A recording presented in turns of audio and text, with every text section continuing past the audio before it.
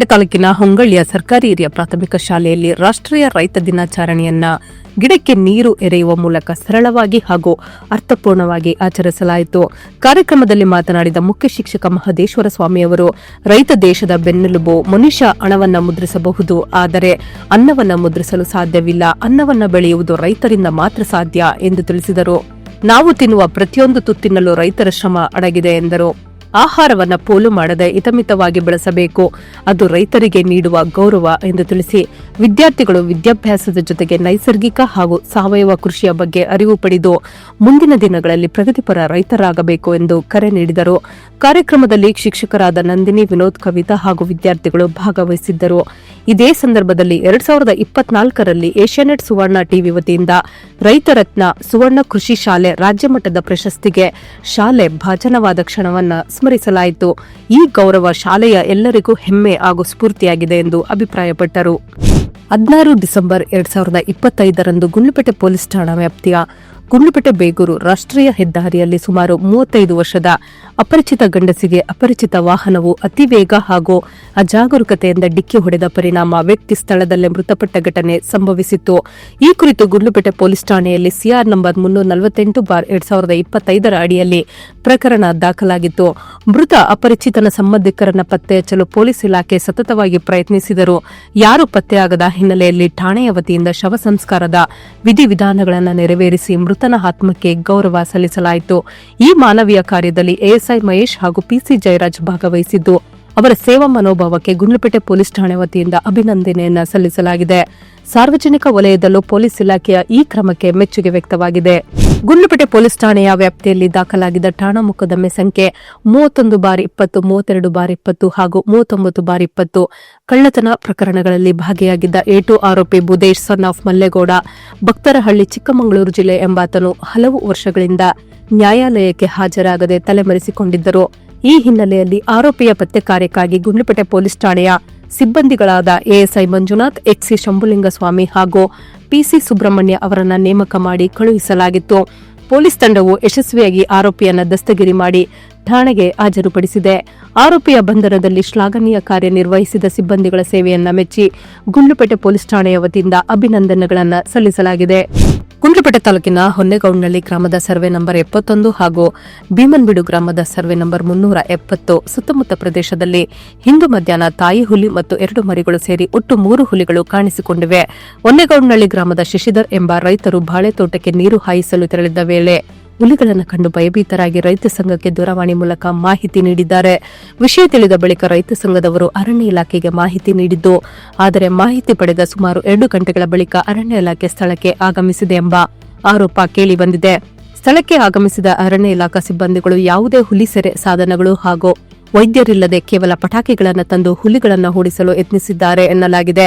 ಇದಕ್ಕೆ ತೀವ್ರ ವಿರೋಧ ವ್ಯಕ್ತಪಡಿಸಿದ ರೈತ ಸಂಘದವರು ಸುತ್ತಮುತ್ತ ರೈತರು ಜಮೀನಿನಲ್ಲಿ ಕೆಲಸ ಮಾಡುತ್ತಿರುವ ಸಂದರ್ಭದಲ್ಲಿ ಮುನ್ನೆಚ್ಚರಿಕಾ ಕ್ರಮವಿಲ್ಲದೆ ಏಕಾಏಕಿ ಕಾರ್ಯಾಚರಣೆ ನಡೆಸಬಾರದು ಎಂದು ಸೂಚಿಸಿದ್ದಾರೆ.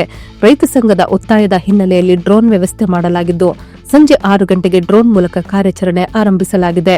ಅರಣ್ಯ ಇಲಾಖೆ ಬಹಳ ಬೇಜವಾಬ್ದಾರಿಯಾಗಿ ಕಾರ್ಯನಿರ್ವಹಿಸುತ್ತಿದ್ದು, ಮುಂದೇನಾದರೂ ಅನಾಹುತ ಸಂಭವಿಸಿದರೆ ಅದರ ಸಂಪೂರ್ಣ ಹೊಣೆಗಾರಿಕೆ ಅರಣ್ಯ ಇಲಾಖಾಧಿಕಾರಿಗಳ ಮೇಲಾಗಿರುತ್ತದೆ ಎಂದು ಕರ್ನಾಟಕ ರಾಜ್ಯ ರೈತ ಸಂಘ ಮತ್ತು ಹಸಿರು ಸೇನೆ ಸಾಮೂಹಿಕ ನಾಯಕತ್ವದ ಪರವಾಗಿ ಹೊನ್ನೂರು ಪ್ರಕಾಶ್ ಅಧ್ಯಕ್ಷೀಯ ಮಂಡಳಿಯ ಸದಸ್ಯರು ಕಿಡಿಕಾರಿದ್ದಾರೆ. ಗುಂಡ್ಲುಪೇಟೆ ತಾಲೂಕಿನ ಭೀಮನ್ಬೀಡು ಗ್ರಾಮದ ಶ್ರೀ ಕಾಡಬಸವೇಶ್ವರ ದೇವಸ್ಥಾನ ಆವರಣದಲ್ಲಿ PMKSY WDC 2.0 ಪ್ರಧಾನಮಂತ್ರಿ ಸಿಂಚಾಯಿ ಯೋಜನೆ ಜಲಾನಯನ ಘಟಕದಡಿ ಜಲಾನಯನ ಮಹೋತ್ಸವ ಕಾರ್ಯಕ್ರಮ ಭಾನುವಾರ ನಡೆಯಿತು. ಕಾರ್ಯಕ್ರಮಕ್ಕೆ ಕ್ಷೇತ್ರದ ಜನಪ್ರಿಯ ಶಾಸಕರಾದ HM ಗಣೇಶ್ ಪ್ರಸಾದ್ ಅವರು ಭೂಮಿ ಪೂಜೆ ನೆರವೇರಿಸಿ ಚಾಲನೆ ನೀಡಿದರು. ಬಳಿಕ ಮಾತನಾಡಿದ ಅವರು, ಕೇಂದ್ರ ಹಾಗೂ ರಾಜ್ಯ ಸರ್ಕಾರಗಳು ರೈತರ ಅನುಕೂಲಕ್ಕಾಗಿ ಹಾಗೂ ಪ್ರಕೃತಿಗೆ ಪೂರಕವಾಗುವಂತೆ ಯೋಜನೆಗಳನ್ನು ಜಾರಿಗೆ ತರುತ್ತಿವೆ. ಗಿಡ ನೆಡುವುದು, ಕೆರೆಗಳಿಗೆ ನೀರು ಹರಿಸುವಂತಹ ಕಾರ್ಯಗಳಿಂದ ಅಂತರ್ಜಲ ಮಟ್ಟ ಹೆಚ್ಚಾಗಲಿದೆ ಎಂದು ಹೇಳಿದರು. ಕಾರ್ಯಕ್ರಮದಲ್ಲಿ ಅರಣ್ಯ ಹಾಗೂ ತೋಟಗಾರಿಕಾ ಇಲಾಖೆಯ ಸಸಿಗಳನ್ನು ನೀಡಲಾಗಿದ್ದು, ರೈತರಿಗೆ ಅಗತ್ಯ ಪರಿಹಾರ ಮತ್ತು ಉಪಕರಣಗಳನ್ನು ವಿತರಿಸಲಾಯಿತು. ಈ ಸಂದರ್ಭದಲ್ಲಿ ಗ್ರಾಮ ಪಂಚಾಯಿತಿ ಅಧ್ಯಕ್ಷರು, ಉಪಾಧ್ಯಕ್ಷರು ಹಾಗೂ ಸದಸ್ಯರಾದ ಜಿಕೆ ಲೋಕೇಶ್, ಎಪಿಎಂಸಿ ಅಧ್ಯಕ್ಷ ರಂಗುಪುರ ನಾಗರಾಜು, ರೈತರು ಮತ್ತು ವಿವಿಧ ಇಲಾಖೆಯ ಅಧಿಕಾರಿಗಳು ಮತ್ತು ಗ್ರಾಮಸ್ಥರು ಹೆಚ್ಚಿನ ಸಂಖ್ಯೆಯಲ್ಲಿ ಹಾಜರಿದ್ದರು. ಗುಂಡ್ಲುಪೇಟೆ ತಾಲೂಕಿನ ಮೂಡ್ಗೂರು ಗ್ರಾಮದ ಪಿಎಸ್ಸಿಸಿ ಬ್ಯಾಂಕ್ನಲ್ಲಿ ನಡೆದ 14 ಲಕ್ಷ ರು ಕಳ್ಳತನ ಪ್ರಕರಣಕ್ಕೆ ಸಂಬಂಧಿಸಿದಂತೆ ಬ್ಯಾಂಕ್ನ ಮುಖ್ಯ ಕಾರ್ಯನಿರ್ವಾಹಕ ಅಧಿಕಾರಿ ಚಂದ್ರಶೇಖರ್ ಮೂರ್ತಿ ಅವರನ್ನ ಪೊಲೀಸರು ಬಂಧಿಸಿದ್ದಾರೆ. ಕಳೆದ 4 ದಿನಗಳ ಹಿಂದೆ ಬ್ಯಾಂಕ್ನ ಬಾಗಿಲು ಮುರಿದು ಹಣ ಕಳುವಾಗಿರುವುದಾಗಿ ದೂರು ದಾಖಲಾಗಿತ್ತು. ಈ ದೂರು ಆಧರಿಸಿ ಪೊಲೀಸರು ತನಿಖೆ ಕೈಗೊಂಡಿದ್ದರು. ತನಿಖೆಯ ವೇಳೆ ಕಳ್ಳತನದ ದೂರು ನೀಡಿದ್ದವರೇ ಈ ಕೃತ್ಯ ಎಸಗಿರುವುದು ಬೆಳಕಿಗೆ ಬಂದಿದೆ. ಪೊಲೀಸರು ಆರೋಪಿಯನ್ನ ಬಂಧಿಸಿ ವಿಚಾರಣೆ ನಡೆಸಿದ ವೇಳೆ ಪ್ರಕರಣಕ್ಕೆ ಸಂಬಂಧಿಸಿದಂತೆ 8 ಲಕ್ಷ ರು ನಗದು ವಶಪಡಿಸಿಕೊಂಡಿದ್ದಾರೆ. ಉಳಿದ ಹಣದ ಪತ್ತೆಗೆ ತನಿಖೆ ಮುಂದುವರೆದಿದೆ. ಈ ಘಟನೆ ಬ್ಯಾಂಕ್ ಗ್ರಾಹಕರಲ್ಲಿ ಆತಂಕ ಮೂಡಿಸಿದ್ದು, ಪೊಲೀಸರು ಪ್ರಕರಣದ ಎಲ್ಲಾ ಆಯಾಮಗಳನ್ನ ಪರಿಶೀಲಿಸುತ್ತಿದ್ದಾರೆ.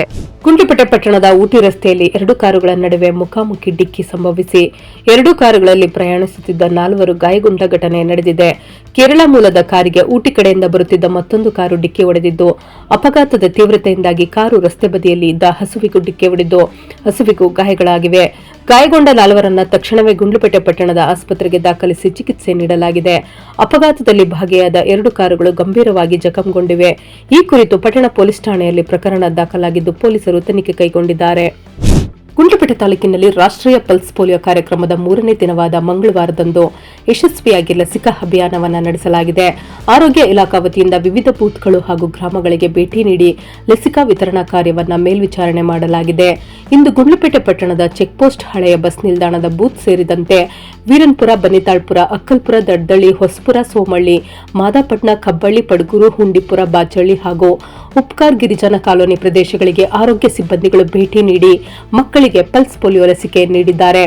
ತಾಲೂಕಿಗೆ ನಿಗದಿಪಡಿಸಿದ 12,404 ಮಕ್ಕಳ ಗುರಿಯಲ್ಲಿ ಇದುವರೆಗೆ 11,991 ಮಕ್ಕಳಿಗೆ ಲಸಿಕೆ ನೀಡಲಾಗಿದ್ದು, ಹೆಚ್ಚುವರಿಯಾಗಿ 337 ಹಾಗೂ 230 ಮಕ್ಕಳಿಗೆ ಲಸಿಕೆ ನೀಡುವ ಮೂಲಕ ಒಟ್ಟು 12,558 ಮಕ್ಕಳಿಗೆ ಲಸಿಕೆಯನ್ನ ನೀಡಲಾಗಿದೆ. ಇದರಿಂದ ತಾಲೂಕು ಸಾಧನೆ ಶೇಕಡಾ 101.24% ಸಾಧಿಸಿದೆ.